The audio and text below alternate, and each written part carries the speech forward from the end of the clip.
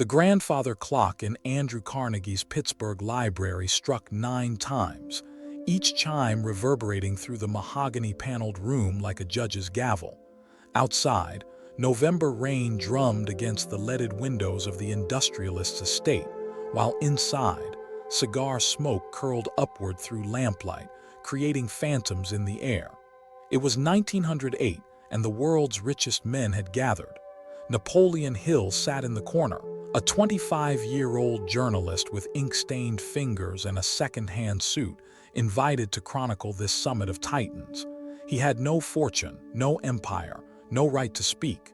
Yet before this night ended, he would utter words that would shake the very foundation of what these men believed about wealth.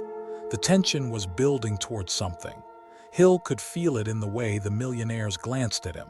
The outsider, the observer, the one who did not belong. Charles M. Schwab commanded the room without effort.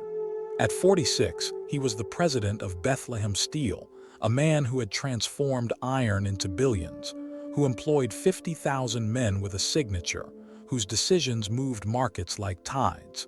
His voice carried the weight of mountains being moved, of rivers being redirected, of entire cities rising from blueprints into steel and stone. He wore his wealth like armor, a diamond stickpin that could buy a house, cufflinks of platinum and sapphire, a watch chain thick enough to moor a yacht. When he laughed, the sound filled the room. When he spoke, men leaned forward. When he dismissed an idea, it died unborn. Carnegie himself deferred to Schwab on matters of modern industry. Rockefeller had sought his counsel. Morgan had offered him kingdoms of capital. This was not merely a rich man. This was a monument to the American dream, a living testament that steel will and ruthless ambition could transform a Pennsylvania farm boy into an emperor. He had fought through furnace fires and labor strikes, through economic panics and cutthroat competition. He had won, decisively, absolutely, and he knew, with the certainty of tested iron, what wealth truly meant. Napoleon Hill had nothing but questions. No factory belching smoke into the Pittsburgh sky. No trust fund gathering interest in marble-columned banks. No inheritance waiting in the wings like a safety net woven from his father's gold. Just a reporter's notebook with dog-eared pages, a borrowed pen that leaked ink onto his fingers, and an assignment from Bob Taylor's magazine to interview the great Andrew Carnegie. He was thin where Schwab was robust, his frame carrying the hunger of a man who knew beans and bread more intimately than beefsteak and wine. He was quiet where the others were booming, his voice never rising to claim space in a room, content to let silence speak when words failed. He was unknown where they were legendary, a shadow passing through halls where titans cast long silhouettes across the marble floors of American industry. But Carnegie had seen something in the young man's eyes during their earlier conversation, something that made the old Scotsman pause mid-sentence and study Hill's face as if reading ancient text. It was a hunger, yes, but not for money, not for the things money could buy. It was a hunger for understanding, for the underlying principles that separated those who built empires from those who merely dreamed of them. It was a willingness to listen that the rich rarely encountered, surrounded as they were by yes-men and sycophants who nodded eagerly at every pronouncement. And so Carnegie had invited him to this gathering, this inner sanctum where wealth spoke to wealth in its native tongue of stocks and bonds, of vertical integration and horizontal expansion, of crushing competitors and cornering markets. Hill sat observing from his corner chair, scribbling notes in his peculiar shorthand, asking his naive questions about success and achievement that made the millionaires smile indulgently. They tolerated him the way one tolerates a clever child at an adult's table, amusing in his innocence, harmless in his poverty, temporary in his presence. Yet there was something in Hill's stillness that suggested depth, like a lake whose surface gives no hint of the darkness below, whose calm waters might hide currents strong enough to pull a man under. When he asked questions, they were not the questions of greed, not the expected inquiries about how much and how fast and what's your secret. They were the questions of someone seeking laws, principles, The invisible architecture upon which empires are built, the foundation stones that remain hidden beneath the visible structure of success. Carnegie watched him with the smile of a chess master contemplating an unexpected move, seeing several turns ahead while his opponent still studied the board. The old industrialist had spent a lifetime reading men, judging who would build and who would break, who possessed the inner steel to match the outer metal of his mills.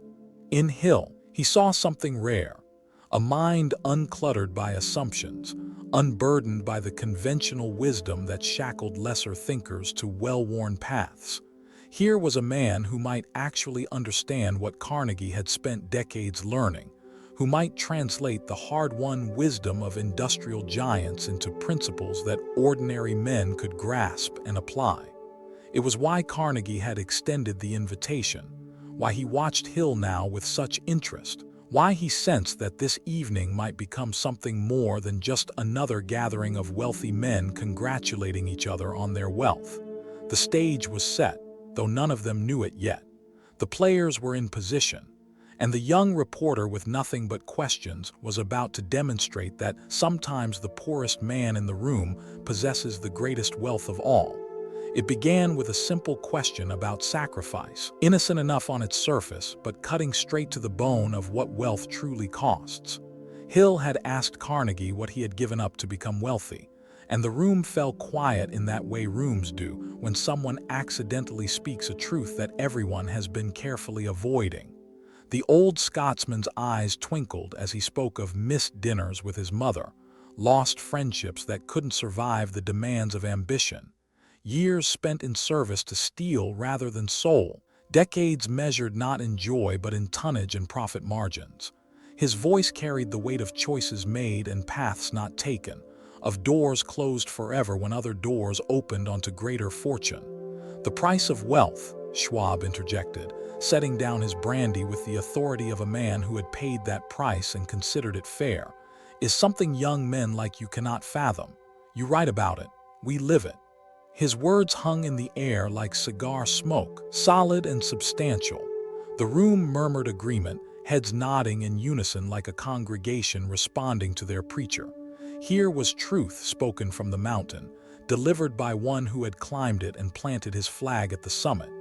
These men had sacrificed everything on the altar of success, had offered up their youth and health and relationships as burnt offerings to the gods of industry, and they wore their scars like medals of honor.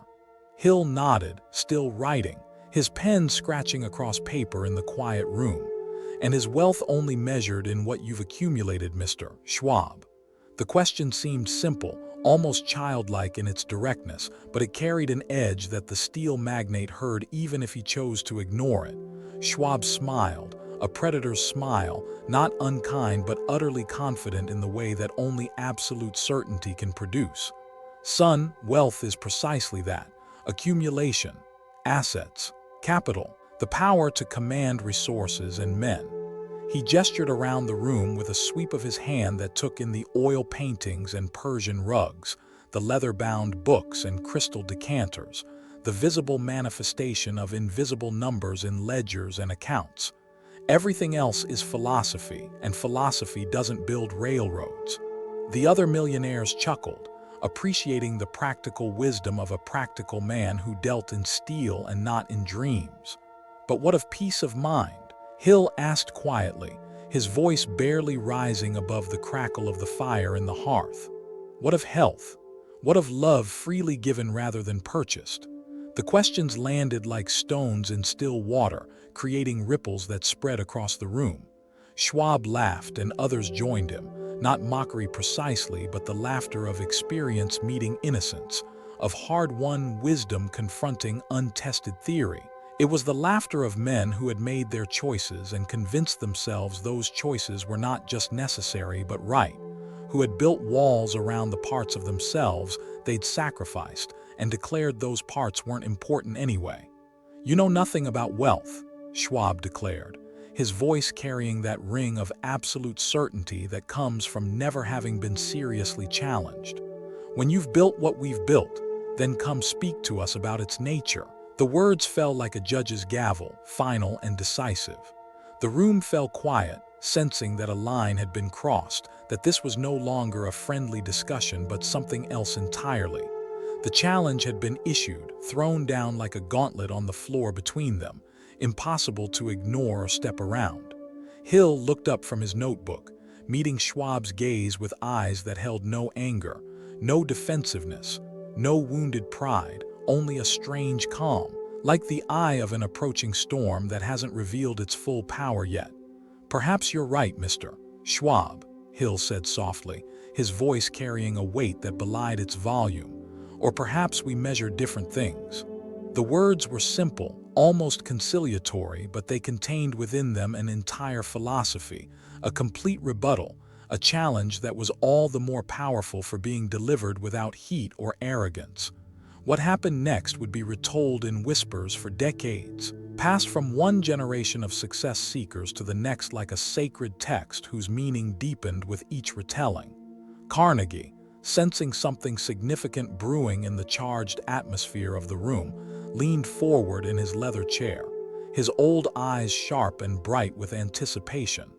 The other millionaires shifted in their seats, drawn by the current running between Hill and Schwab like electricity seeking ground.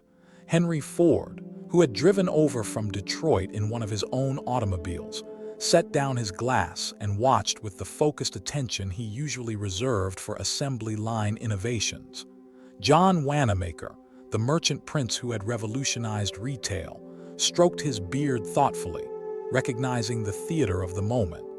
A handful of others whose names carried weight in boardrooms across the nation turned their attention to the young reporter, curiosity overcoming their initial dismissiveness. Outside, the November rain intensified, battering the windows like an audience demanding entry, like the storm that always accompanies moments of transformation in the old stories. The fire in the hearth crackled and spat, casting dancing shadows across the faces of men who owned the world and one who owned only his thoughts. The room itself seemed to contract, the walls drawing closer, the ceiling pressing down, until all space and attention focused on the young man in the cheap suit and the industrial titan who had challenged him. Time moved differently now, each second stretching and compressing, elastic with possibility. "Tell me, Mr. Hill," Carnegie said, his Scottish burr thick with curiosity and something else, something like pride in a student who might finally understand the lesson. "What would you say to Mr. Schwab's assertion?" The question was an invitation and a test, a chance to retreat gracefully or to step forward into territory from which there would be no easy return. The room held its breath, cigars paused halfway to lips, brandy glasses frozen in mid-swirl.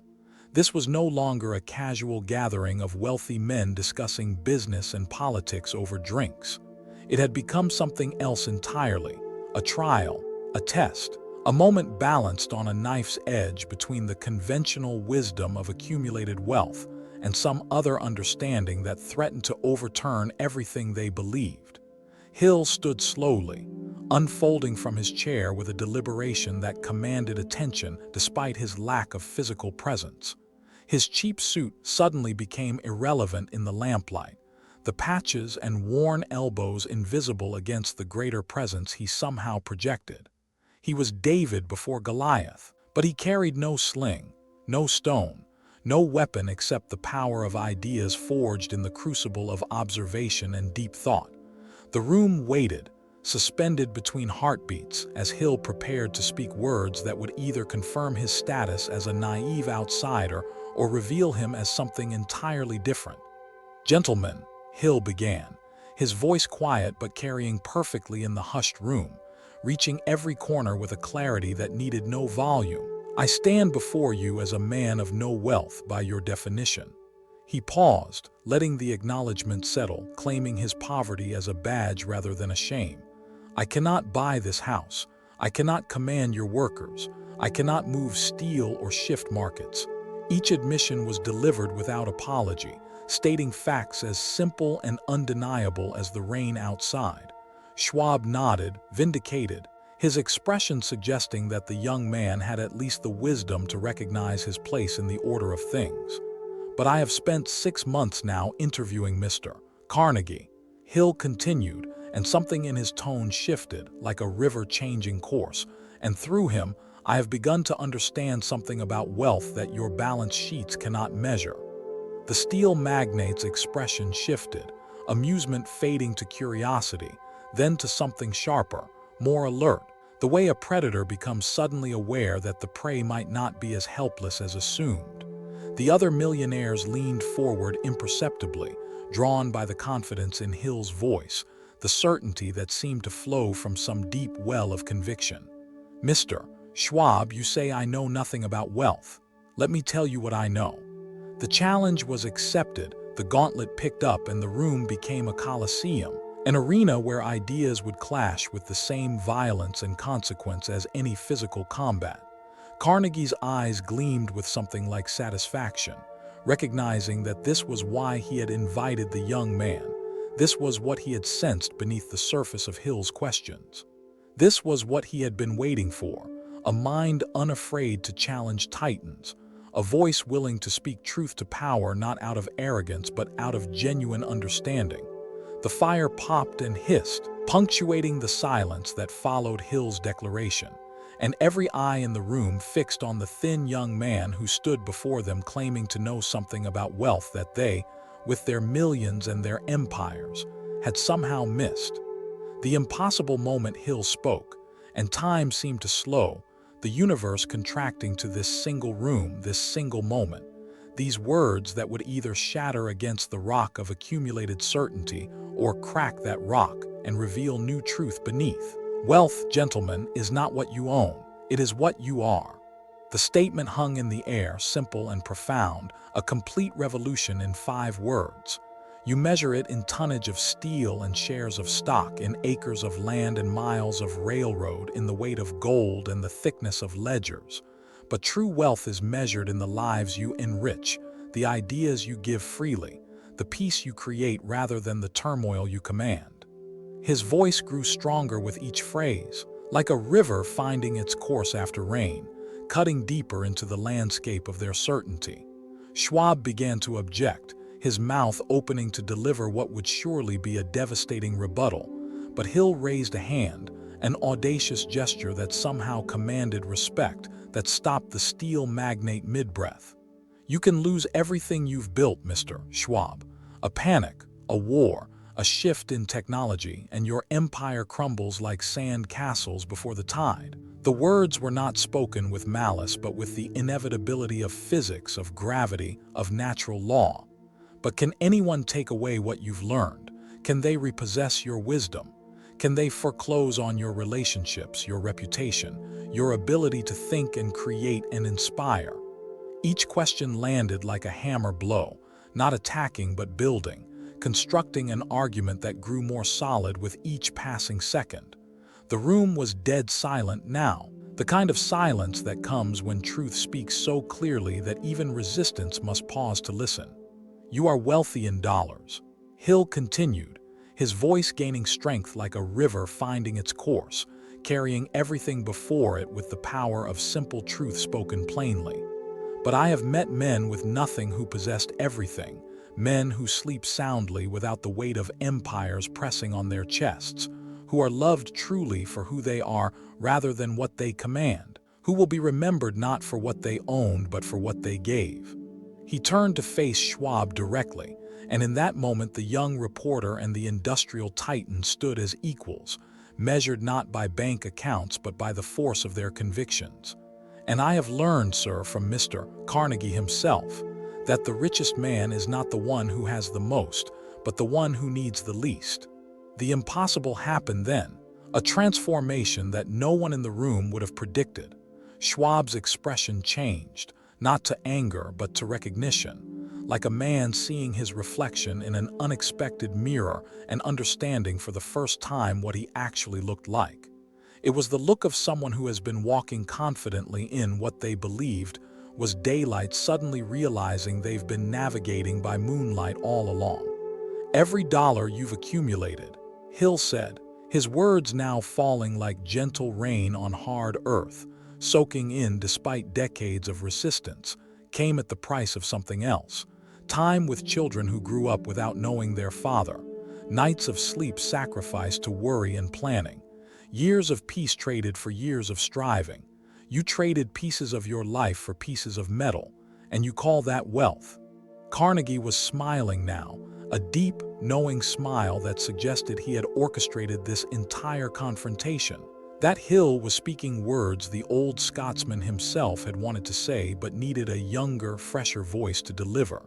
True wealth, Mr. Schwab, is having something money cannot buy.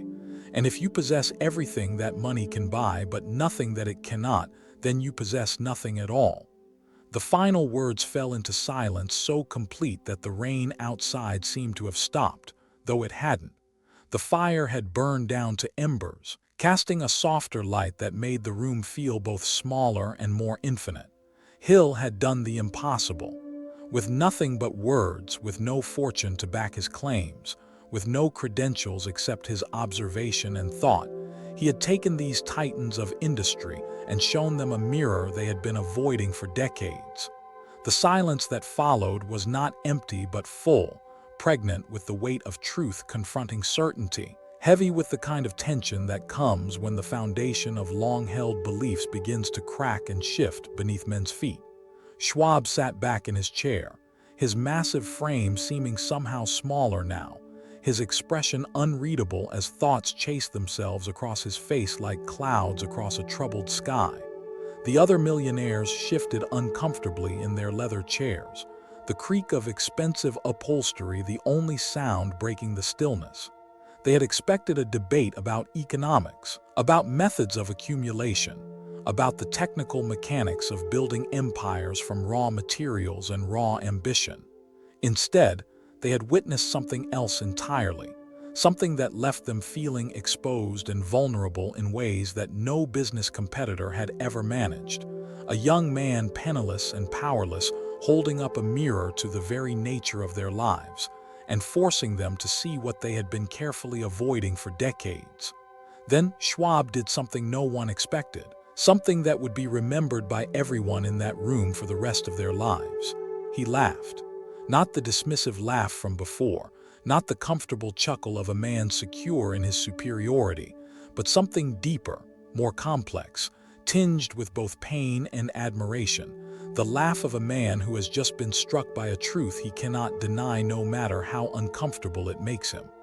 It was the sound of armor cracking, of walls coming down, of a human being emerging from behind the fortress of wealth and power.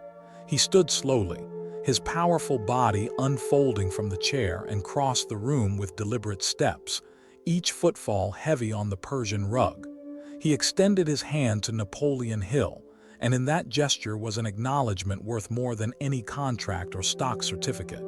"Son of a bitch," he said quietly, gripping Hill's hand with the same force he had once used to grip steel beams and shape industries, his voice carrying genuine respect and something like wonder. "You do know something about wealth after all." The words were simple, but they carried the weight of complete reversal, of a man who had been absolutely certain being forced to reconsider everything he thought he knew.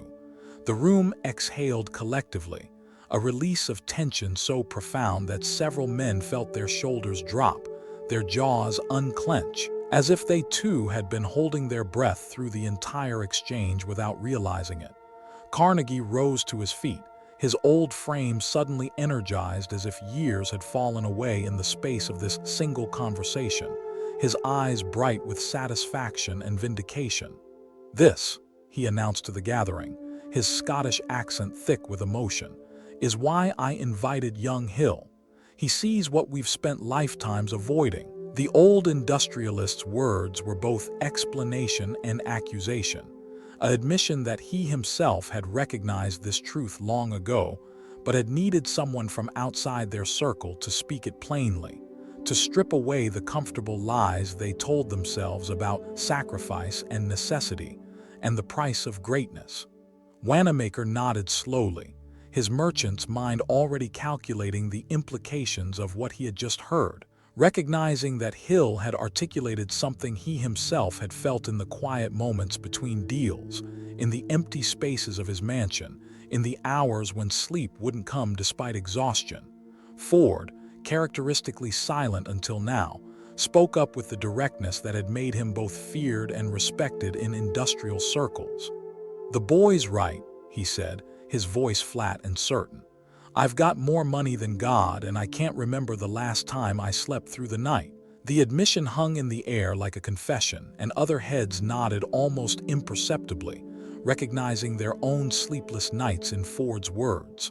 Schwab turned back to Hill, his eyes carrying a new respect that went beyond mere acknowledgement of a clever argument well delivered. "You've made me think, Mr. Hill. That's a rare gift. Most men confirm my beliefs, tell me what I want to hear, arrange their thoughts to match mine. You've challenged them, forced me to question assumptions I didn't even know I was making." His voice carried genuine gratitude mixed with something like grief, as if he was mourning the years spent chasing the wrong definition of success. "I meant no disrespect, sir," Hill said, and his voice carried the same quiet confidence it had throughout the exchange, neither apologetic nor triumphant, simply honest. "I know," Schwab replied, and his understanding was complete. "That's what makes it powerful. You spoke truth without malice, without agenda, without trying to tear me down to build yourself up. That's the rarest wealth of all." The steel magnate's words acknowledged something profound, that Hill had managed to deliver a devastating critique without cruelty, to hold up a mirror without mockery, to challenge without destroying. The other millionaires began to talk then, quietly at first, then with more animation, as if a dam had broken and thoughts long suppressed could finally flow freely. They spoke of children they barely knew, of wives who had become strangers, of friends lost to the demands of empire building, of the hollow feeling that came with every new milestone of wealth achieved. The conversation that followed went deep into the night, with Hill at its center not as a lecturer but as a catalyst, asking his simple, profound questions and listening with that intensity that had first caught Carnegie's attention. The story leaked slowly, as all great stories do, seeping out into the world like water finding its way through cracks in a dam, impossible to contain once it began to flow. First through whispers in Pittsburgh's exclusive clubs, where men gathered over cigars and brandy to discuss the latest developments in steel and oil and the strange events at Carnegie's estate. Then through letters exchanged between industrialists, careful coded references to that November night when something unexpected had happened, when conventional wisdom had been challenged and found wanting.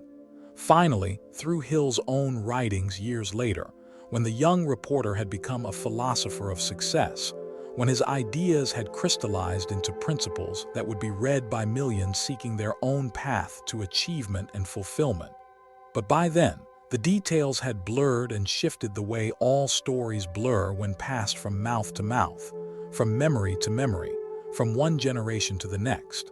Some said it was Carnegie who challenged Hill, testing the young man to see if he had truly understood the lessons the old Scotsman had been trying to teach. Others claimed Schwab stormed out in anger, unable to accept the critique of his life's work from a nobody with empty pockets and borrowed clothes. A few insisted the whole thing was fabricated, impossible to believe, a convenient fiction constructed to give Hill credibility he hadn't earned. How could a young nobody lecture titans about wealth and emerge victorious? It violated every principle of hierarchy and experience and hard-won wisdom.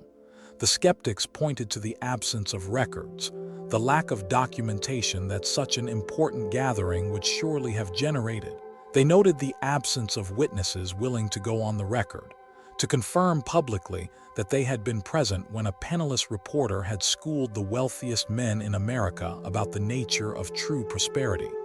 They demanded proof beyond Hill's own account, and a few cryptic mentions in Carnegie's later correspondence, letters that hinted at important conversations but never provided specific details. Without hard evidence, they argued, the story was nothing more than motivational mythology, a teaching tale crafted to sell books and seminars. But believers saw it differently, with the kind of conviction that doesn't require documentation to know something is true. They recognized in Hill's words the same principles that would later form his masterwork, Think and Grow Rich.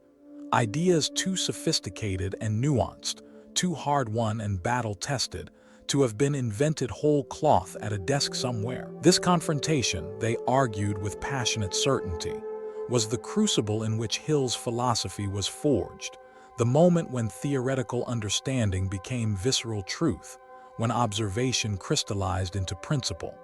The specificity of the details, the ring of authenticity in the dialogue, the psychological accuracy of the reactions, all pointed towards something that had actually happened even if the exact details had been lost or transformed. The debate raged in business schools and motivational circles, in classrooms and boardrooms, wherever people gathered to discuss success and its meaning. Was it real? Was it embellished? Did the moment happen as described, or was it mythology constructed to give weight to Hill's later teachings?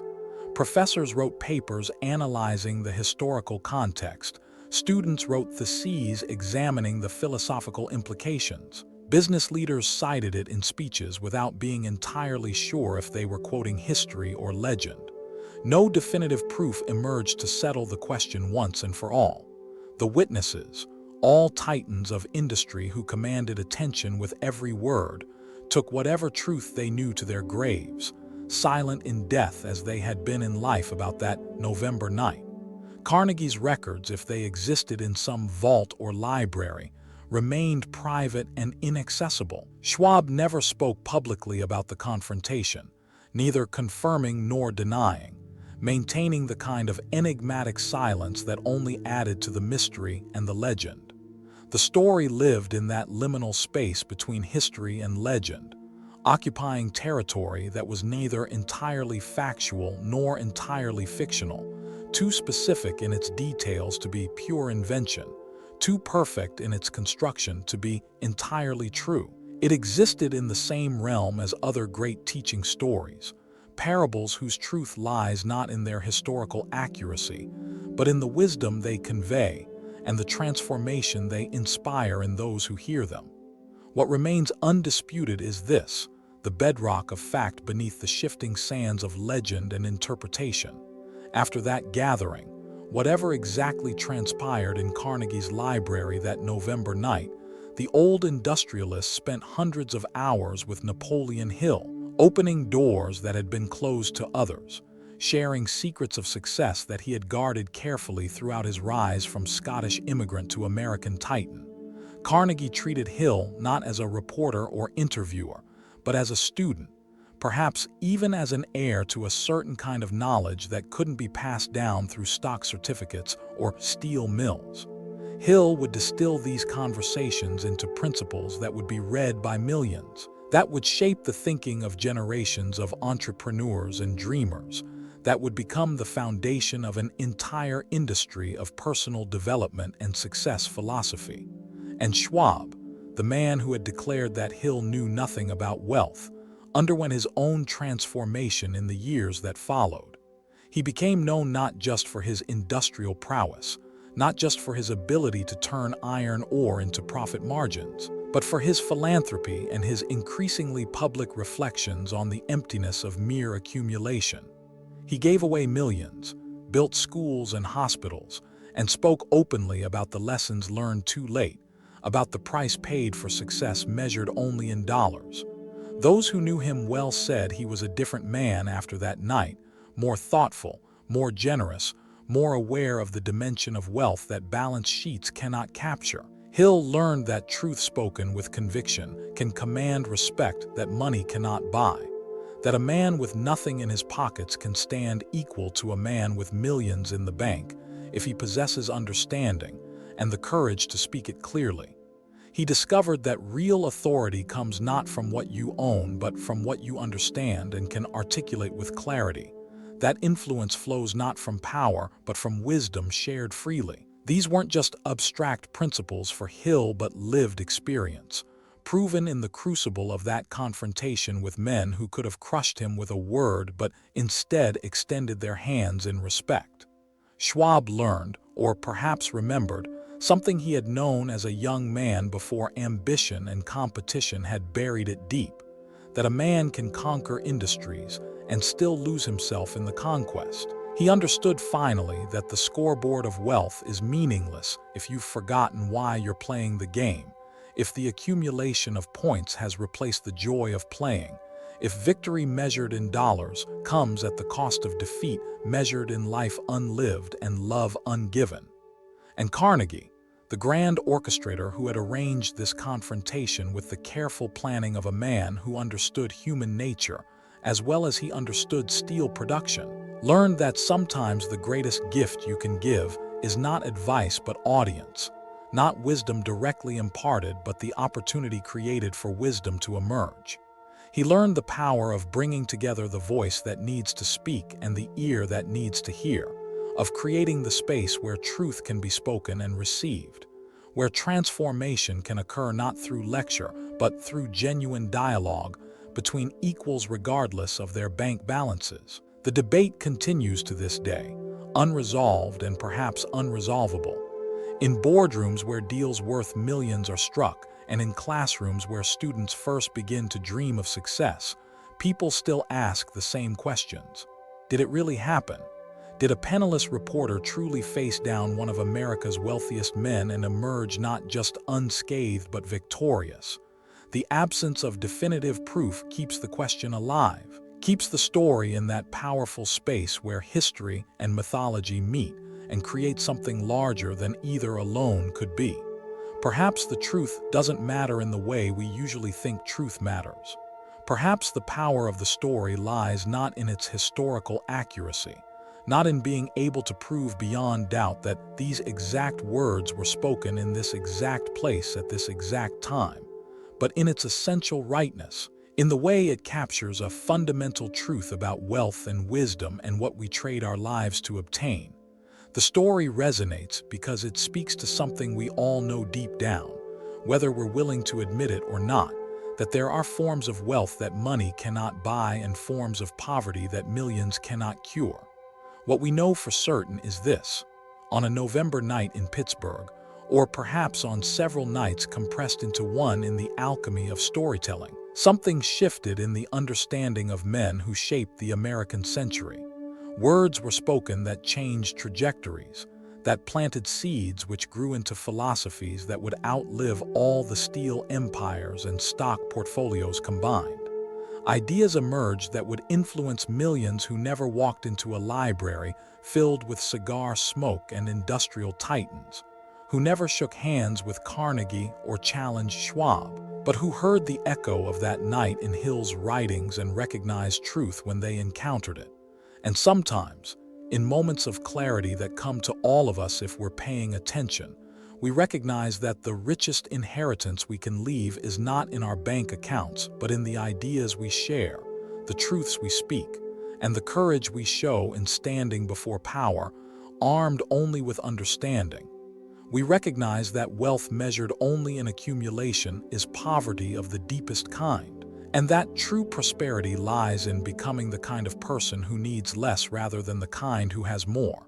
The rest is legend, and legends, like wealth itself, are worth exactly what we make of them. In the end, Napoleon Hill became wealthy beyond measure, not in dollars but in influence, not in what he owned but in what he gave away freely to anyone willing to read and understand.